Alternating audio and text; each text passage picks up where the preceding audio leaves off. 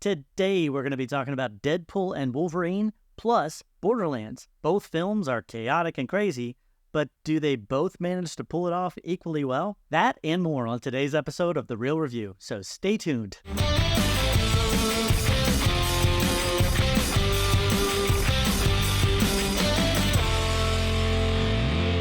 Welcome to The Real Review, where you get some of the latest happenings, real thoughts, and real perspectives in the world of film and television. Let's get right into things with Deadpool and Wolverine.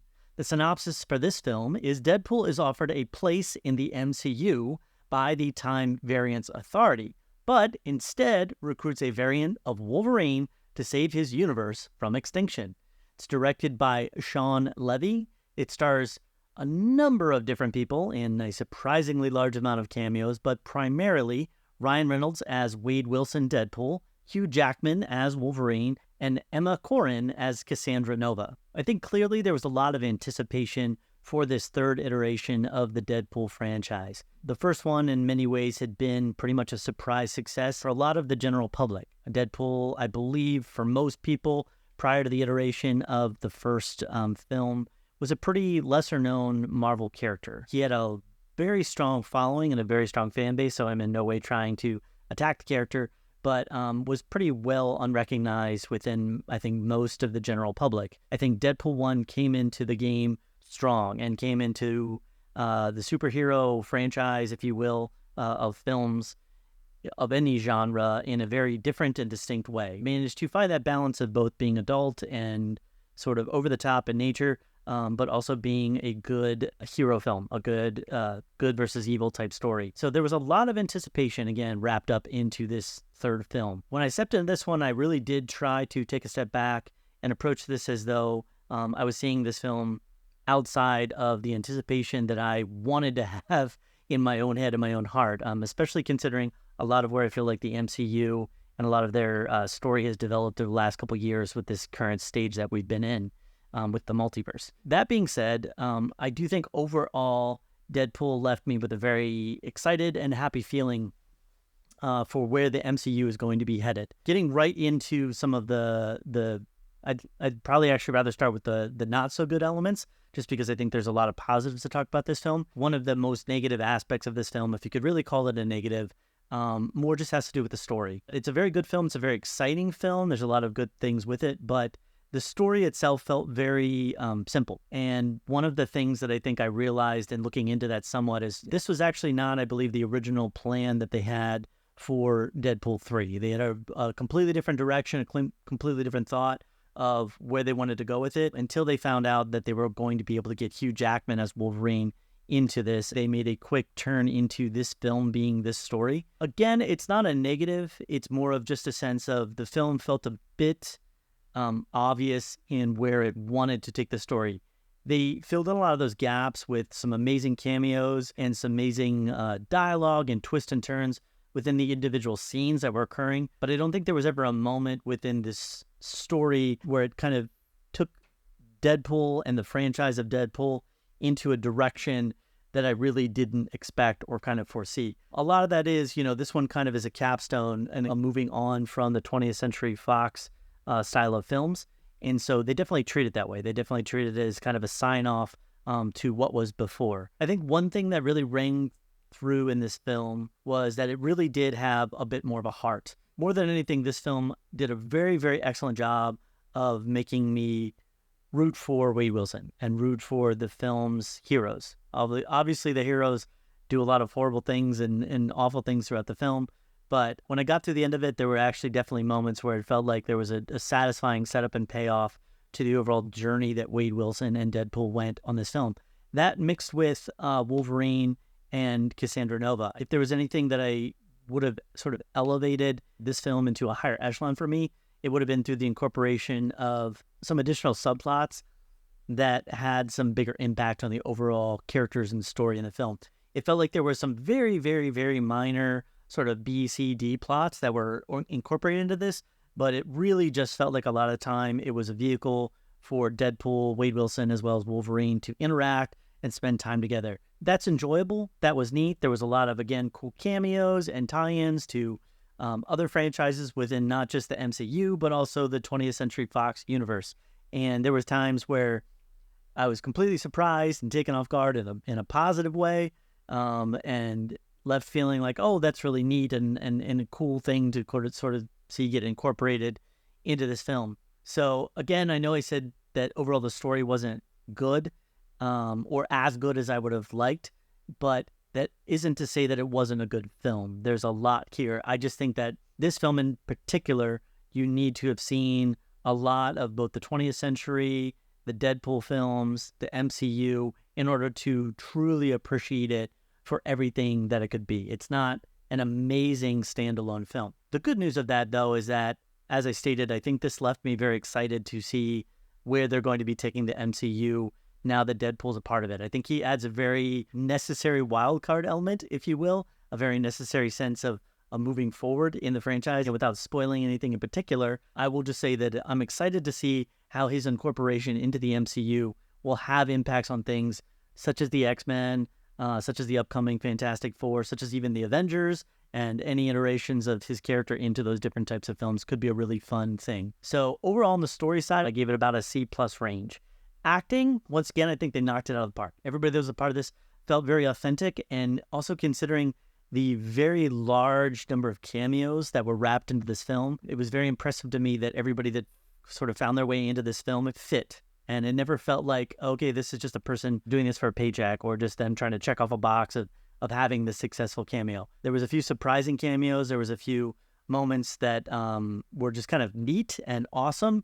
I will say there was a couple people that felt like maybe these roles have sort of aged out of them, or they're no longer the type of person that I would genuinely see in that role. But at the same time, it never felt like I was taken out of the film by anything with any of the acting or any of the characters. And so I did give that an A. Cinematography and VFX-wise, I felt like they nailed it. There was a lot of really creative usage of camera perspective, especially during a lot of the fight scenes. They did an amazingly good job of making everything build and feel epic and kind of like intense, despite the fact that Wade Wilson, Deadpool, as well as Wolverine are unkillable. Every time they fought, it felt like I was interested, I was engaged. They were doing a very good job as well with the pacing of the editing, so it never felt like I was just kind of waiting for something to take place in a boring sense and going, when is the next thing going to happen? When are we going to move on from the scene? A lot of times when the cinematography and the editing, the pacing is off, you get this sense that things just feel a little bit boring or a little bit off, and I never really got that with this film. Everything felt very creative. It felt very forward-moving, and the pacing felt very nice. VFX-wise as well, there was nothing in this film that looked fake or that looked really cheesy. Now, there's definitely very obvious VFX that are being used. I mean, some of that is just based upon how unrealistic some of these things that, you're seeing in the film, floating, talking skull, or, I'm not going to go into too much again with spoilers, but a number of different action scenes with huge explosions and, special effects of people's powers. A couple effects in particular, especially by Emma Corrin, and the way that they used her powers interacting with people, were just very interestingly and well done. Felt very unnerving and kind of like off-putting in a very effective way. One of the other points that I would obviously talk about with this film has to do with the music. They made a lot of really fun stylistic choices, is the best way that I could put it, with the music. There's a number of really cool scenes that incorporate the music into the actual film, where the characters are interacting in a way or doing something with other characters. They're interacting with the camera in a way that makes use of the soundtrack. This is, in a sense, is on the verge of being like almost a musical song and dance number in this film, again, without spoiling anything. But it happens in a really fun way. It happens in a really exciting way. And it's something that I think overall I really enjoyed watching. One thing that I felt about this film in particular, and these are just kind of like some overall general thoughts before I give an overall rating for it, there is a sense, just in having experienced the first two films, that this one was a little bit lighter when it came to the overall crassness of it. It's a hard R film. There's tons of gore. There's definitely, tons of usage of, foul language and over-the-top humor. But there was definitely a sense that this one was like taken from maybe like the last ones went to 11. This one was more at like an 8 a 7 or 8. And I wonder somewhat if that had to do with this being now officially associated with the MCU and Disney, or if that was just kind of a byproduct of it being the third film and just the way that they wanted to take the story. So that was interesting to me. It wasn't a turnoff. It never felt like a bad thing. I think, if anything, the first couple films at times felt a little bit too shocking for the sake of being shocking. This one, there's still very intense, very over-the-top moments, but they never felt completely like, oh, look at how crazy we're being, or look at how over the top we're being. Again, if you're going to a film like this and you're wanting to get over the top action and really crazy dialogue and interactions between the characters, you're not going to be disappointed. It's R for a reason.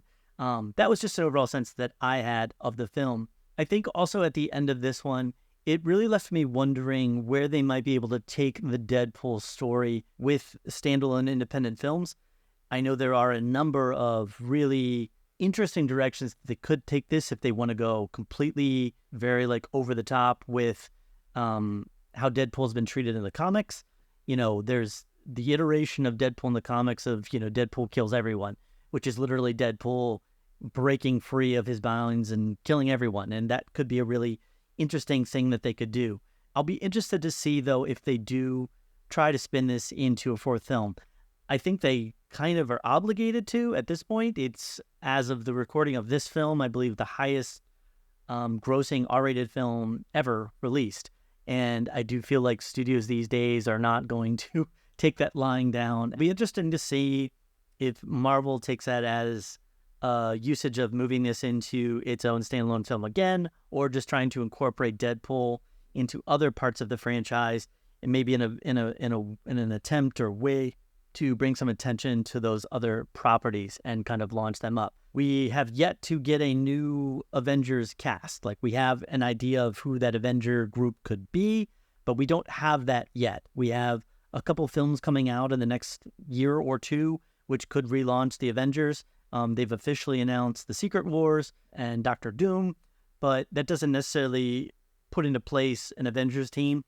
It might become something where the Fantastic Four are sort of the Avengers, if you will, that they are sort of the main grouping, and people are kind of floating in and out of the Fantastic Four in different ways. But we'll see. A couple other things of note. I thought it was really cool that each one of the films in this franchise was a different director. Sean Levy did an excellent job with this film. He's actually somebody that I recognize as a director from a number of different things, but specifically he did Stranger Things. He did a number of different episodes of the Stranger Things franchise, which is, has been one of my favorite franchises of the modern Netflix era, if you will. But overall, I did enjoy it. And because of that, I'm going to give this film a 90, which is a A-. I would definitely suggest, if you're somebody that has not seen this film yet, which is probably not a ton of you considering how popular it is, go see it, go enjoy it. It's not a kid's film, definitely for an adult audience, but it's a very enjoyable one, and you should definitely check it out if you get the chance. Our next film we are going to discuss today is Borderlands. The synopsis for this film is based on the best-selling video game. This all-star action-adventure follows a ragtag team of misfits on a mission to save a missing girl who holds the key to unimaginable power. Unimaginable power. Its director is Eli Roth. It stars a whole bunch of people. Top of the list is Cate Blanchett as Lilith, Ariana Greenblatt as Tiny Tina, Kevin Hart as Roland, Florian Montaño as Krieg, Jamie Lee Curtis as Tannis, and Edgar Ramirez as Atlas. Now, this film was a very different experience for me than what I had hoped and expected for it to be. Coming into this film, I really didn't have a lot of expectations. I think that video game films over the last 5 to 10 years have really come into a new type of era. I'm not going to say that obviously and clearly every video game film that's been released is a great one, but I think for the longest time there was this running idea and thought in Hollywood that video game films just couldn't be successful, that they couldn't make it within the market. And I think we've seen now that that's just not the case. There is room for video game films to come in and be successful, and there are some other ones coming down the pipeline that I'm excited to see. This one, however, I feel like was a bit of a setback for the industry. Right off the get-go, I will say I played Borderlands 2, I made it all the way through that entire game. I did enjoy the video game quite a bit. I enjoyed the style of it. I enjoyed the action of it, the overall world building that was within it. And I think because of that, I was coming into this thinking and feeling that if they had done their homework, if they had really put themselves into this world successfully, then they would be able to translate that into a very interesting, if nothing else, film. Now, they definitely did their homework in the sense of checking off boxes of different types of characters and overall scenery and the different types of main plot points that occurred within the Borderlands franchise. However, what I think the big thing that's missing from this film, if I had to just summarize it way down, is that they were aiming for a PG-13 rating with this film. I went into this thinking that it was going to be something similar to what we got with Deadpool and Wolverine. Over-the-top action, crassness, crazy violence, people being, in a sense, crazy, and just having fun with that and enjoying that with the characters. It felt like that was what they were going for, but they were going for that at a PG-13 level. So the best way that I can explain it is I think that there would have been a lot more enjoyment and entertainment from this if they really could have leaned into the dark comedic elements of the story. I mean, it's situated within a franchise where dark comedy is almost constantly at the forefront. I think because of that, I had a lot of expectations for how crazy and off the wall, off the chain, however you want to say it, this could have gotten. But it never really approached that. It felt like constantly they were putting the brakes on anything that could have gone more over the top and more intense. So just starting at the top, story-wise, it felt very, very not only predictable, but also very much like a series of events occurring. I think sometimes you can have a film that's predictable and it can be enjoyable. I think that's why we rewatch films as much as we do, because sometimes we like that predictability that we get out of a film. But I think what you can't also have with that is a series of just ongoing events.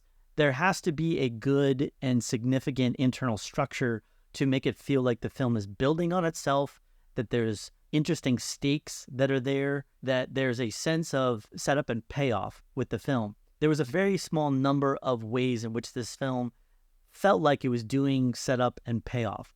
Most of the time, things just happened. They would be looking for something, and then there would be an action scene because we haven't had an action scene in a while, and inevitably they would find the thing they were looking for, and then we'd have to kill a bunch of people and then run over here. And, then they would be on the run from this group of other bad people, and so they would have to go do some crazy chase that would lead them to the next part of the plot. So it just felt like a series of and all this just stepping into the next plot point. I think even if this film had been a bit predictable as it was, if that had been partnered with really funny characters, really funny dialogue, real over-the-top, suspenseful action, like we got in Deadpool and Wolverine, the story would have been elevated above that sort of weak plot. But it never got there. And so I gave the story a very low rating. I gave the story an F, 45 out of 100, because I don't think that there's really a lot that I can say positively, other than I do think that they did a good job, like I said, of recognizing the world that this was built in. It distinctly felt like this is the world of Borderlands. This is the world of Pandora, where the film is primarily set on, and the characters themselves all felt like a version of the characters from the video games. With that, I would also like to say with the character discussion, the acting side of things. This film, I think, suffered again from a lot of the time not really knowing the place that it wanted to reside in. And now I know that this film had a number of different reshoots, and it was directed by Eli Roth, who I think is not a bad director, but Eli Roth, for me, at least from my knowledge of him, is very much a horror, intense, very hard R type film director. And if that was the direction that they were going in with this with Eli Roth, it felt like they had really neutered that. They'd really cut that back, especially with the acting or the way that they were, structuring the dialogue with the different actors. Felt like everybody in the script was trying to be crazy. It felt like all of the acting was like, oh, I'm going to act this way now because that means that I'm crazy. Instead of just being in the craziness, it felt like, oh, well, we have to have this moment where because I'm crazy, I'm just going to throw a grenade way too close to everybody. It felt very on the nose, and the acting was also a translation of that. It'd be like if you just ran up to some random person and said, okay, act crazy, and put them on the spot. It didn't feel like these were people that really had a deep connection to the more intense elements of the characters. And now, one character in particular, Tiny Tina, if you're familiar with the Borderlands franchise, she is just an insane character in so many ways, especially within the Borderlands franchise. And I'm not trying to attack the actor. A lot of it might have been the script and the plot and the way that they wanted to write it to go more for the PG-13 rating. But it never really felt like that character locked into anything really crazy. It just felt more of like, I'm a hurt person that's trying to resolve some of my inner wounds. And that was kind of the vibe that I was getting from a lot of the acting was, I'm a hurt character that's trying to resolve some of my inner wounds, which for a film like Borderlands, again, when they're trying to go for just zany, off the wall, over the top, that's not really the vibe that I think you would want to get from a lot of the acting. And so I gave the acting a D-. Continuing on, I think on the side of the VFX and the cinematography, I gave both of those around a C, C- type range. They weren't bad, but there was nothing with them that really blew me away. I think the VFX at times were good, and there was a lot that needed to happen within these scenes in this completely made-up world with, crazy lasers and explosions and stuff. I think anything that felt practical felt real, but there was a lot of times where they needed to do something that was completely foreign. A lot of those VFX felt very fake to me. They felt very obvious and clear, and it wasn't approaching the level where it took me out of the film, but it definitely approached the level of just meh. They were just okay. And that mixed with the cinematography that I felt like really just kind of felt very standard. There's a way of putting together certain shots that bring you into a film or make you feel a certain way, and this did not do that. It felt like it was really just a presentation of the moments that were happening and trying to present that in the clearest way possible. A lot of that was with the pacing of the editing. It felt like at times things were just kind of just jumping from one shot to the next shot to try and keep the pacing good. I will say the editing wasn't bad, but it didn't really do anything to make me feel further engaged with a character. I think there's some things that can be done. When we talk about pacing, that has a lot to do with editing, where, you linger on a character for a little longer to show maybe that they're going through something, or maybe there's a way of doing an insert shot and jumping to a certain type of other shot that makes you feel a certain way about the action that's taking place. Nothing like that even really occurred. Again, it pretty much felt like they just used the shots as they were created and filmed for the actual production. So sort of my overall ranking for the cinematography and the editing and the VSX all wrapped into one was at the D level. Music-wise as well, there wasn't a lot to write home about. I think the music soundtrack was very simple. It didn't feel like there was anything when I was leaving the theater that was going to stick with me. It's not something that I would really be interested in getting the soundtrack for, or following up on, the different types of songs that they used in the actual film itself. Going back to the discussion on Deadpool and Wolverine, I would love to get the soundtrack for that film, not just because I liked the songs, but also because of the way that they were incorporated and used in the film. When I hear those songs, it reminds me of those different scenes from the movie. This film, if I heard the music, I would just think, there's that song. It wouldn't in any way connect me to a scene from the film that I would get to feel in a small sense like I was reconnecting with that moment from the film. It wasn't poorly put together. It wasn't poorly designed. It was just kind of there. And so I gave the music a 75, which was a C ranking as well. So to summarize my overall thoughts, I feel like really sadly what this was a missed opportunity. There was a lot of discussion that the script was such an amazing script, and it had a lot of interest in Hollywood, and how, whether it was through Eli Roth or other people, when this came into this place of actually being produced and directed, there was a bunch of changes, if you will, that were made to the actual script, and the original writer actually took his name off of the production. And I think it feels like a film that was neutered. It feels like a film that had a heavy tonal shift or tonal change and never really locked in to a different tone. You can a really good script for a film, I think when you either read it or you think about it, it leaves you with a sense of something, whether that's despair, if it's horror, or hope, or excitement, or, the sense of longing. There's so many things that a good script will do for you. And when you look at this film and you look at what it left, it didn't really leave me with any sense of anything. It just kind of felt like wasted time. And in that sense, it didn't make it the worst film. I know it's doing horribly in the theaters right now, and I'm in no way saying that people should go see this film, but it just kind of really left me with a sense of meh. It didn't leave me with any sense of excitement on where they could take the franchise. It didn't leave me wondering, what's going to happen with these characters now that the story of this film is over with. And again, I feel like that's really a missed opportunity, because I do think video game films can be successful and they can do well. And I do think that this was a series, the Borderlands series, that really could have been interesting and really could have taken us into a different genre of video game films, not just for children, but video game films that can be violent and over the top and crazy in nature. And so my overall ranking for Borderlands was 63. I gave it a D-.